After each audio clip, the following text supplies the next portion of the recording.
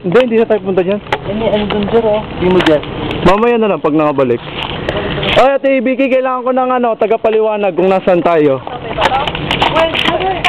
Ito ang ganda picturean, sir, oh. So, picturean mo na, bayani. Meron na. Bayani lang. Si Jim magaling magpaliwanag. Oo. Ano ba? Saan dito pinunit yung sedula, ganun? Ay, bale, yun. Yung sa taas. Yung pagpunit ng sedula. Tapos yung blood contact na yung kakasunduan nila. Bale, yung sa taas, yung pagsigay sa kuhan. May kubo sila dati dito, nung wala pa itong monumento, dito siya nagtitipon, ganun. Oo, meron. Yung Okay. dalawang ano na yan, sino yung mga yan? Si Procopio at saka yung magkapatid. Akala ko si Bonifacio. Bonifacio yung nakatalikod. Ay, nakatayo na yan. Si Procopio ito nakupo. Okay.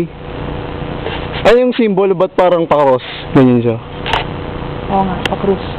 Hindi naman. KKK pala yan. Ay, oo, guys. KKK. KKK nga yan. Oo. Sabi ko, KKK na bayani nga to eh. Ito bayani. KKK. Ay, yung ba yan? Wala nang mga history dito, yan lang. Yun lang ako ang alam ko yung sila na. Ano nga ba yung pinakahibingan niya? Itong dalawa? Hindi. Ang dati yan, wala dyan. Sino daw itong nasa... Nilipat lang sa dito. Ano yan? Kasi nandito sa buhay. Nilipat pala nila yan. Bundok nagpatong. Nagpatong Maragondon Cavite. Talaga yan.